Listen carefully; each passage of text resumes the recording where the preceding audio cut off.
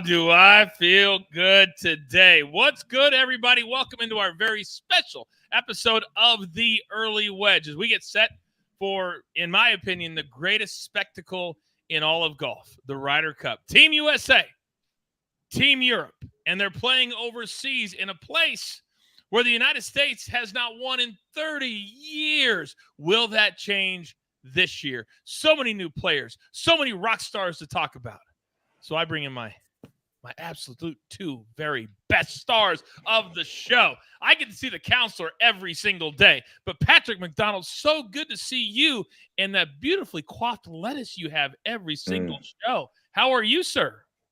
Yeah, I had a deal with myself that I wouldn't cut my hair until I got back on with both of you gentlemen. So a haircut might be in order tomorrow, but gosh, it is good to be back talking a little golf with the counselor, with yourself, coach, and a brand new sponsor. So clearly the gears are turning. No doubt about it. All of our odds this show and every show at the Early Edge is provided by our good friends at BetMGM, the king of all sports books. See you, Nejad. How fired are you for the Ryder Cup, sir? Pretty fired up. You know, it's interesting for me because it's an unconventional betting event, an unconventional DFS event. You know, I do have some, different feelings about it because, coach, like I like being on the show with you two, firing off like a first round leader and matchup bets, one-on-one type stuff. But this is like a nice change up during football season. Obviously, the spectacle itself is great from a non-betting standpoint, but this is a betting show. So we got to kind of find our bits and pieces. I do want to say, I'm not super happy to be back with amateur status with Patrick because every time I'm on with him, I got to figure out who's got the better hair. And I'm never in a place on the Early Edge where I have to really consider that. And it's a little disconcerting. Iron sharpens iron. See, you're not even including me in that conversation. What? Well, you can't even give me credit? I'm sure it's great under that Early Edge hat, but I don't know that for a fact. I'm a lawyer. I go on evidence. And there's none underneath this particular hat. But we've got a lot to get to, so we're going to jump right into it. Storylines that could affect the betting lines. There's so much stuff. We got rookies. We've got a kid playing in this Ryder Cup that less than 6 months ago was in college at Texas Tech. That's what we're talking about here. So where do we start? Well, see ya. The line has moved around all over the place since the captains made their picks just a couple of weeks ago. And it seems like now there's a lot of momentum for Team Europe. Start us off. Yeah, there is a lot of momentum for Team Europe, and we'll probably get into during the pendency of this show why there is that momentum just from a pure golf standpoint. But what's so interesting about the line, you look back 2-3 months ago, this thing was at, plus 160, plus 170. And that was obviously before, the captain's picks and things of that nature. Some things have happened in the golf world with certain golfers emerging, but, it goes from plus 160 to plus 140 to, plus 130. And now we're sitting, I did a SportsLine article yesterday. I know Patrick did as well. It was plus 125 as of yesterday when I published my SportsLine article. And in some places it's down even further now, maybe plus 105, plus 115. I just think that's really interesting. And the momentum makes sense because the more you diagnose this particular tournament and where they are playing and who has the experience and who has the momentum going into this Ryder Cup, it does seem like it's a pretty even playing field, if not maybe a slight edge for an unpopular pick in this country, Team Europe.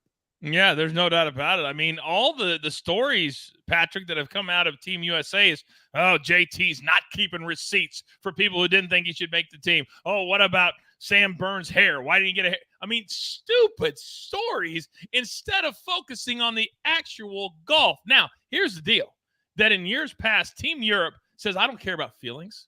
I don't care what this player who sits on Friday and sits on Saturday thinks about me. I'm here to win, which means that in the past, Rory usually plays all 5 sessions. That could be a big storyline this week. Absolutely, because Marco Simone is really going to be a physical test for these guys, really hilly. Luke Donald even has backup caddies for these guys if some of the guys can't go 36 holes in one day. But the name of the game when it comes to betting on the Ryder Cup, whether it's top American, top European, top overall, is usage, right? The best ability is availability. And like you said, Coach, Rory McIlroy is probably going to be playing in all 5 sessions. John Rahm, Victor Hovland as well. And then on the U.S. side, you got the tandem of Patrick Cantlay and Xander Schauffele, who have been great in foursomes in their international career, 5-0-0 in their 3-team events together. Scotty Scheffler, world number 1. Let's not forget about him. You got Jordan Spieth and Justin Thomas. What the hell is Zach Johnson going to do with that duo? Neither have shown great form in the past, but they've shown great form in this event. So when you're betting on these individual markets, you really got to key in on who's going to play the most, because that's going to give you the best opportunity for the most points and cash and tickets. Great analysis, and their articles are also great, as he has said. But I know every single day, because I see the numbers, there's new people coming to our brand all the time. So guess what? You want to read that article? You want to read Patrick's article? I'm going to do you a solid right here, right now at the start of the show. I'm going to give you 60% off a SportsLine quarterly membership. Use that promo code COACH. And then after that, my goodness, just bet on the Ryder Cup. You'll be playing with house money by December or January, whenever those 3 months runs out. But our universe is growing in leaps and bounds, and we want all of you to be a part of it. So this is a betting show.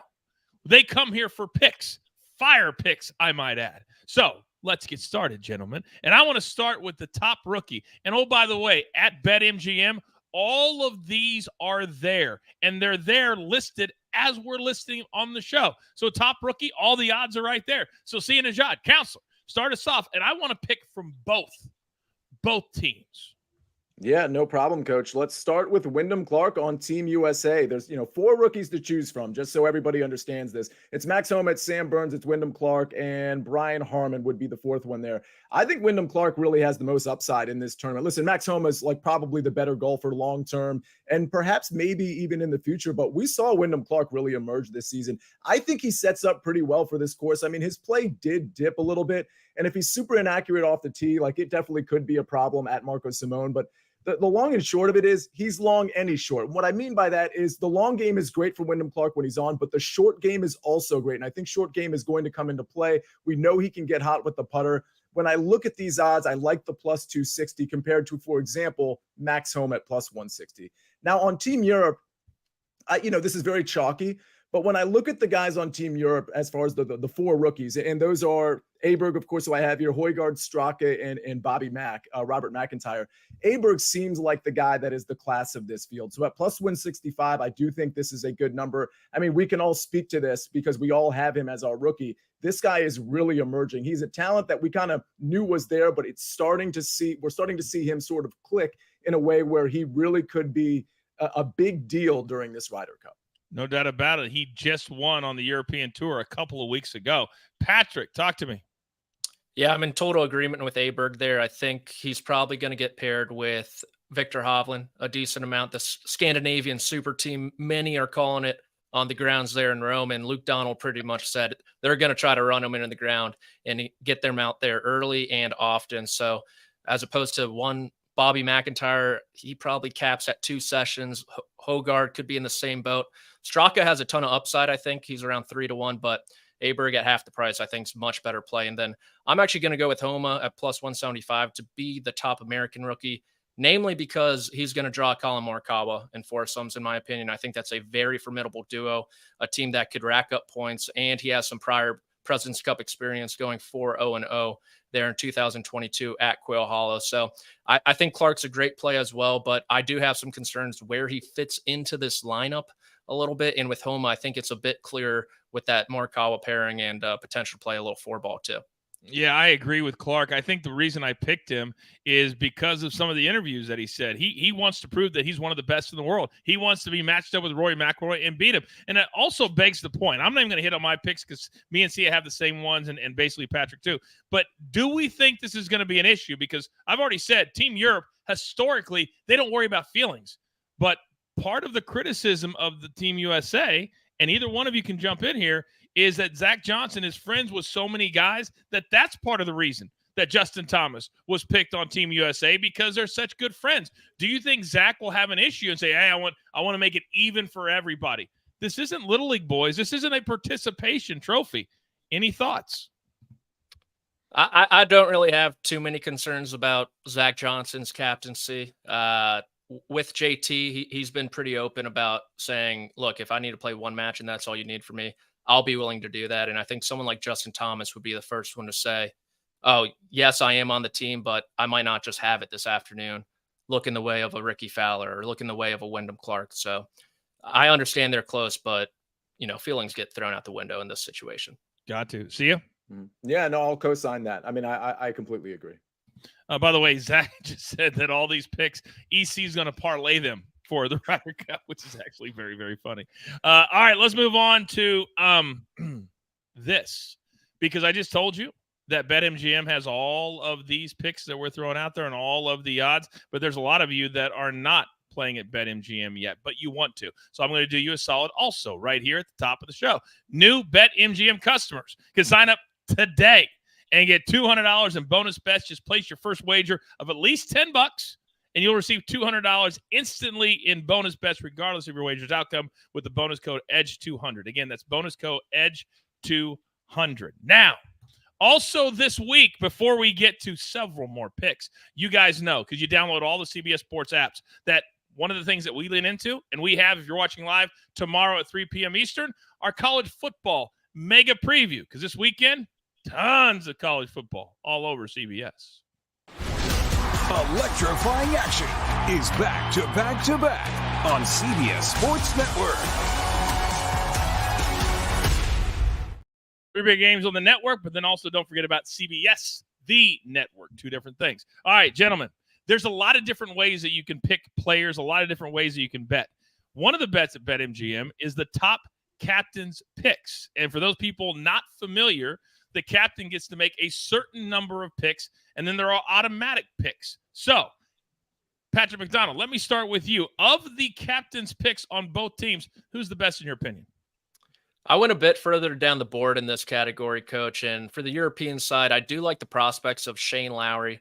He's only making his second appearance, his first on European soil for the Ryder Cup, but early practice round suggests he might draw a pairing of Rory McIlroy, which, if you can attach to Rory McIlroy in this case, getting 5.5 to 1 seems like a bit of a steal. And the thing with Lowry lately is his ball striking has been tremendous. And I really think Marco Simone will cater towards ball strikers, and his short game has really let him down.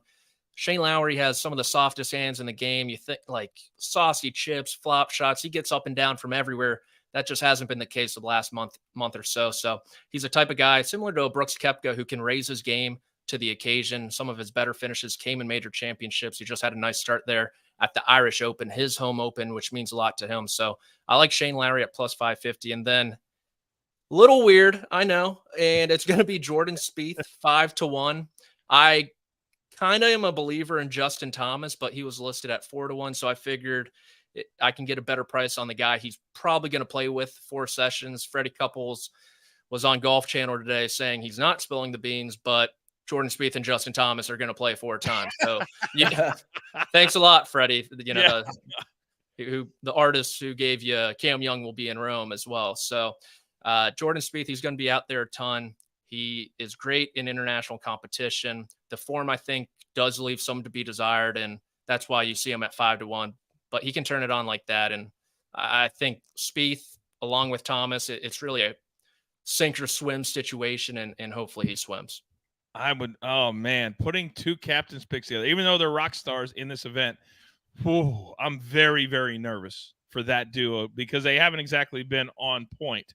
Now, Sia, let me come to you because you and I agree on one and we disagree on another. Talk to me.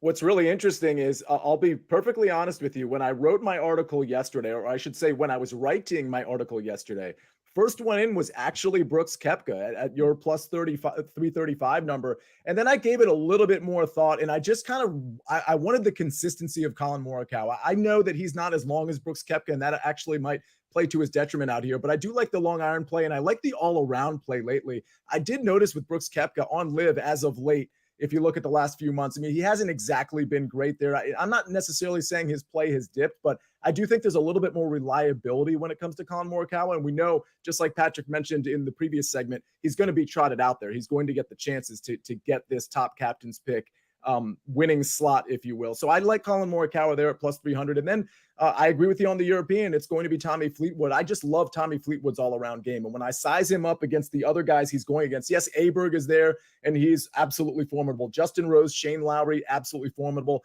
I am going with the chalky play, but Fleetwood's been good for so long. It has been, we know his pedigree is great, but really the form over the last 4 or 5 months has been so good for him. I think it will translate here at Marco Simone. He's been alive so many Sundays. Who can forget losing in a playoff in Canada? And then throughout the summer, he was right there. It's almost bad luck that he hasn't won on the PGA Tour yet. It almost feels like bad luck. Yes, Counselor. Can we just go back and revel? Because we're so far removed from some of those tournaments that you just referenced. That Nick Taylor putt was so incredibly epic. I just want all of us that are watching to just stop and remember that. I mean, I'll be honest, I had a live bet on Tommy Fleetwood in that moment. It was something I put that like down the stretch on a Sunday afternoon, and I lost some money there, but I would not take that moment back for however much money I had on that times 10. I think it's a top 5 moment all time on the PGA Tour. That's Wow. how epic that was with the crowd, the fact that it was a Canadian that did it, the fact that there hadn't been a Canadian win it. And so, I mean, it was just everything just really, and then a 70-foot putt. What? Yeah. Oh, amazing. I agree with you. Now, I'm not even going to hit on Tommy Fleetwood. Sia said enough about him. The reason I picked Brooks Koepka is because this man is an absolute beast. I don't care about Liv. I honestly don't care if he's dipped a little bit because I agree with Sia. He has. But this is going to be a volatile environment. And if there's one player on Team USA that does not care, it's Brooks Koepka. He's a major champion this year, despite going to Liv. He's healthy. You don't think every player in that locker room wants to have Brooks as their partner? Oh, they do. At plus 335, I love Brooks as the top captain's pick. Now, let's move on to the top score. This is always interesting because there's a little bit of prognostication going on. You got to understand you're not going to take, with all due respect to Sepp Straka, we're probably not going to take Sepp Straka because he's just not going to play enough to win enough points. So you got to look at guys that are. Sia, where do we start with that? Yeah, and that's why, like for me, and I wonder if Patrick agrees here because he probably has a little bit, a more, I don't know, experience betting the Ryder Cup. But I mean, to me, I'm kind of narrowing this down to some of the top 4 or 5 guys on the odds board. And when I look at the top American, Patrick Cantlay at plus 625. Listen, he doesn't seem like the Ryder Cup type. I mean, if we're being honest, like he's not like the pump the fist guy. He's not the guy that's just going to get after it. But I don't really think it matters with Patrick Cantlay. I think he's just so kind of flatline in terms of his play. He doesn't get up. He doesn't get down. What he does is he hits it long and he hits it straight. That's going to be really important here. And his all-around game, of course, is really great. So when I size him up and I size up the odds against everybody else, I just think Patrick Cantlay is the guy. I don't trust Scotty Scheffler's putter. Okay, so that's why I'm not going with the super chalk there. I'll take the next guy down in Patrick Cantlay at plus 625. Of course, Xander Schauffele's in that conversation, but when I size those two up against each other, I'll pretty much take Patrick Cantlay every single time. Top European scorer. I think Rory McIlroy is going to have a tournament. I mean, I do think he sets up pretty well. A little inaccurate off the tee as of late, but other than that, Rory McIlroy has been an absolute beast. And if it wasn't for Viktor Hovland kind of dominating the tour over the last, 3, 4, 5 weeks, we'd be talking about Rory McIlroy in a much different context. Not only would he have some first place finishes under his belt, some trophies and whatnot, but also we would just be marveling at how well he's playing. And I think because of what Viktor Hovland has done, especially down the stretch of this last season, Rory's kind of gotten lost in the shuffle a little bit. But plus 500, I think he's the dude on Team Europe, and I think he's going to potentially help them win the whole thing. Clearly, I do too, and I'll hit on that in a moment. But Patrick, let me come to you because you have picks for both. There's a reason I did one, and I'll explain that. But Patrick, you like Xander, who routinely gets put out there the most with Patrick Cantlay from Team USA. They have in the past played at least 4. And then you got Victor on the other side. Tell me why. I totally agree with Sia's analysis about Patrick Cantlay. The reason I chose Xander was he was 3 points higher than Cantlay. Cantlay I found at 12-1. I figured they're going to be trotted out there together. Let's take, 3 extra points and see what happens on Sunday. Should they go there, all tied up with 3.5 or 4 points, whatever it may be. But I totally co-sign Sia's play. If you're looking for a top American, I like Xander at 15-1. Statistically, they're pretty sound. Xander has the edge putting wise, but a little deficiency off the tee. So it's really getting a little nitpicky there. And then top European, I like Viktor Hovland at 5.5-1. The summer, it's a summer to remember. Let's ride the hot hand coming off that BMW championship win, the Tour championship win. And he's going to be trotted out there 5 times. You know that. Luke Donald has to ride the top 3 players of McIlroy, Hovland, and Rahm. Rahm's form, I think, can be somewhat suspect in Rory, despite his great summer. Sia, I totally agree with you again, where this was his second best statistical season of his career. Rory McIlroy. He comes off a litany of top 10 finishes, longest in PGA Tour career. But Hovland, you kind of know who he's going to go with Aberg. He might even get a Rahm as well, which would be fascinating to watch and a great pairing. McIlroy, despite all his accolades, 500 record in the Ryder Cup, been under 500 the last 2 times, doesn't really have a solid guy to go with. So a bit of question marks for the favorite. And so I dipped down a little with the guy feeding the hot hand with Victor Hovland at 5-1. Alexander in the chat has a really good idea. Now, one of these two would have to hit for this to be true, but he says, I'll bet both Hovland and Rory, which you can do because they're both plus money. You absolutely can do that. If they don't hit, you're going to lose twice, but you can absolutely do that. Now, I went with Rory as the overall top scorer at plus 800. The reason I did this is because you're getting better value here about what we just talked about. I don't think the United States is going to put somebody out there more than 4 times, and probably just 3. I'm very confident because of how young the European squad is that Rory's going to play all 5 times. So he's going to have more chances to score than I think anybody else in the field, period. So I'll take plus 800 to beat out all of the United States teams and his own team. That's why I just went with 1, because I believe that is what is going to happen. But great analysis by both of you two. Now, earlier today, he busted up the show. Luckily, he's not here right now, but Buckets has been absolutely killing it in soccer. If you're not following him, I encourage you to do that. But also at CBS, we have everything. We already showed you college football, but we also have a little league that we like to call Serie The Scudetto, where the soul of Italy meets the pinnacle of calcio. Catch Serie A on CBS Sports Network and streaming live on Paramount+. Patrick, is that you singing in that promo right there? Is that you? I thought I was muted, Coach. This is pretty embarrassing. I'm not going to lie. It's very good. All right, we need to find out who's going to win. Who's going to come out on Sunday and get the job done? Right now, the sports books, BetMGM included, basically even. They're saying it's even. So, Patrick, where do we go? I'm going with the Americans, Coach. The 30-year streak comes to an end. I see that you guys are once again against me. You do this little NFL dance. You do some shows together. You forget about little old Patrick, and suddenly we're not simpatico. And so I'll take it with a grain of salt. But 1 through 12, the U.S. team is more talented. I have a little bit of concern with the Europeans' pairing experience. This is the first Ryder Cup in quite a while where they enter without any prior foursome experience between the two of them. They've only played 4 ball together 5 times, once in 2018, 4 times in 2021. The U.S. suddenly has the experience on their side. They have the talent on their side, and they have a chip on their shoulder. They've been told about this 30-year streak. I mean, who cares? They were babies at that time. It has no effect on them. And so I like the Americans at plus money. If you got Europe a while back, like Sia said, the line's been steaming towards them. I'm totally okay with that. But at the current price, I like the Americans. Sia Nejad, can you help the good people out, please? Yeah, I mean, it's funny. So many people agree with us, Coach, that the line has even gone down from plus 125 recently, like literally in the last, 4 hours or so, maybe less, to plus 115. So, I mean, this is just one of those things where I think people are recognizing a couple of different things. I don't necessarily disagree with Patrick's statement that from top to bottom, the U.S. team is more talented. I think you could quibble with that. I mean, I think that Team Europe at the top is maybe a little bit more talented. I think in the middle that they leave me wanting a little bit, but then at the bottom, I think you can make an argument that I like that part of Team Europe better. But the thing is, we've got a lot going for Team Europe. First of all, they get to pick the course. They're going to make sure it's catered not only to the qualifiers, but to the captain's picks. And I think that's part of the reason we see the track record from Team Europe when they play over on their side of the pond.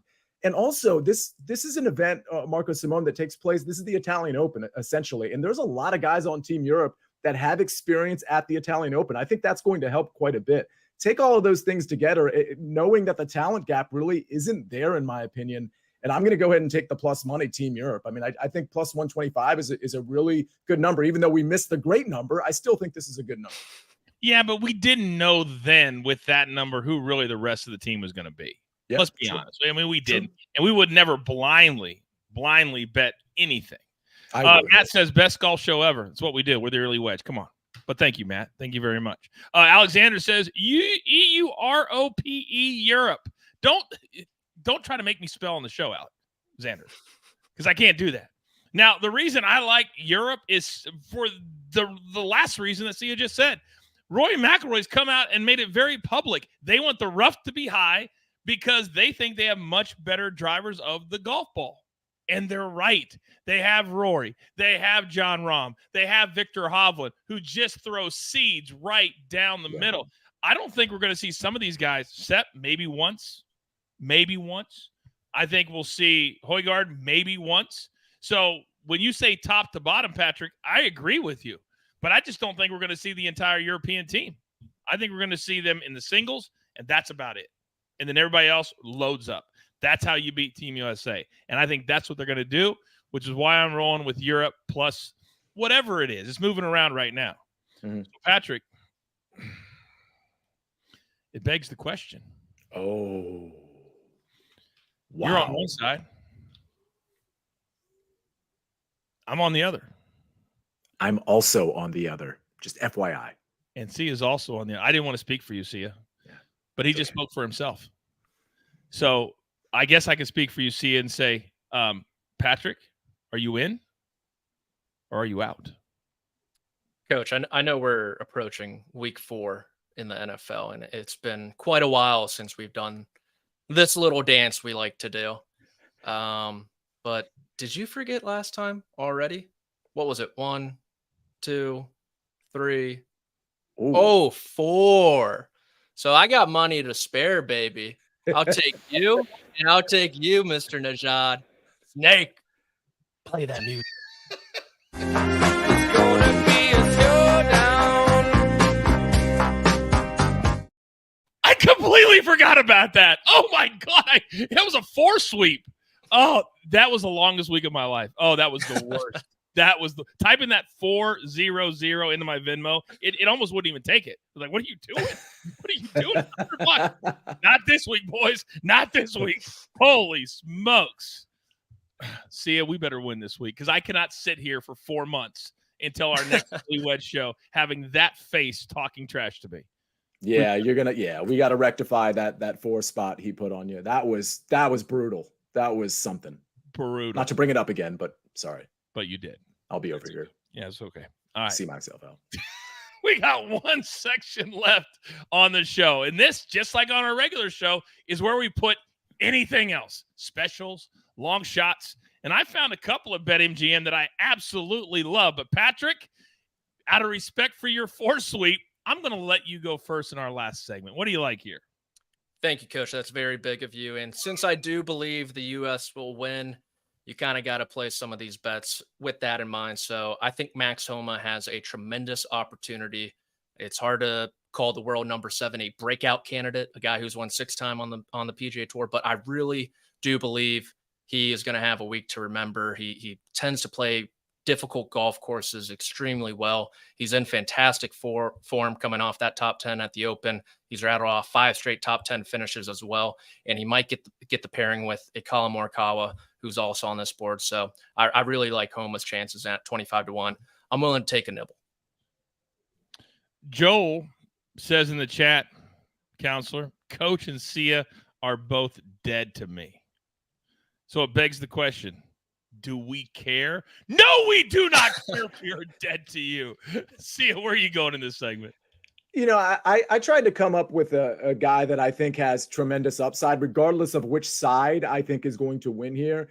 And it's Colin Morikawa at plus 1,600. I do think he's going to get a lot of play. And he's just one of those guys that he never really peaked last season, but we saw like little bits and pieces of like the Colin that we know and love, the Colin that once just a short time ago sort of rivaled Victor Hovland in terms of, hey, which one of these two guys is better? And I think Colin Morikawa might find himself back in that conversation sometime soon. But at the end of the day, I like what he did with his putter down the stretch of the season. And I do think he's a pretty good course fit when it comes to what, listen, he's not super long off the tee, but he's okay there, I guess. But he's certainly straight, and his long iron play makes up for any deficiency from a length standpoint off the tee. So he's just one of those guys that I think is a little sneaky. And when I see 16-1, it's just one of those numbers where I'm like, all right, I'm willing to speculate just a little bit on this long shot.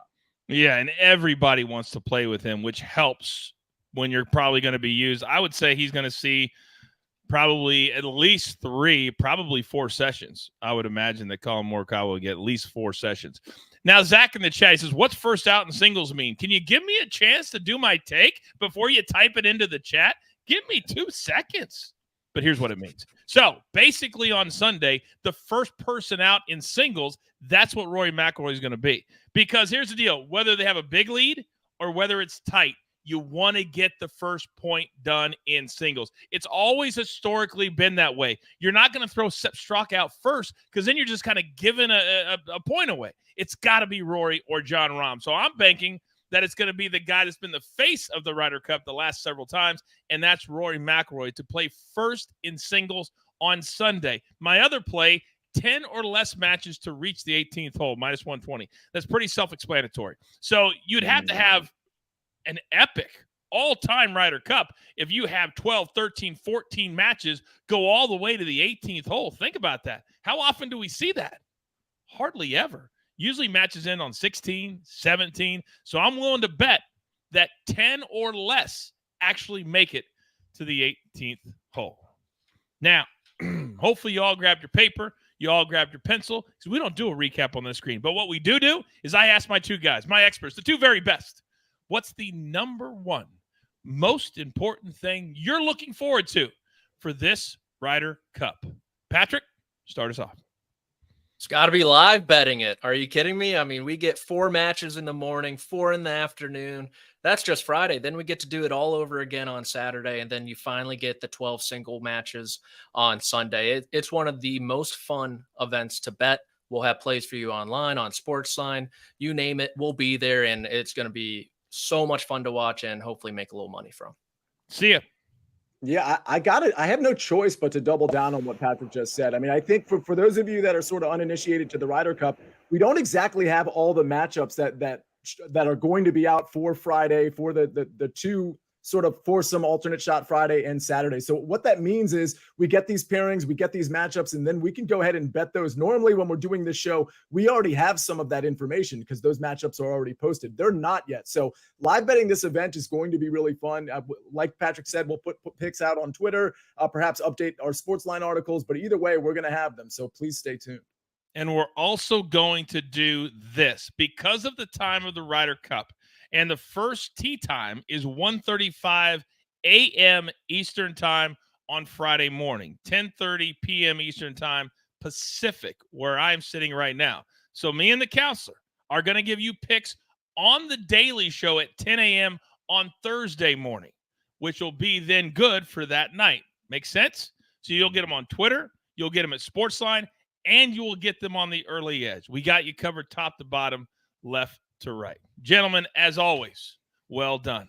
I encourage you to tell all your friends, if they weren't watching this show live, watch it on demand. You can't get any better content. So with all that being said, thank you for tuning in 3 times today.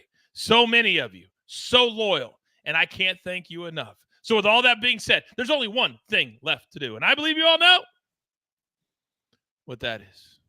You got your marching orders. Let's take all of these Ryder Cup tickets, except for Team USA, straight to the pay window.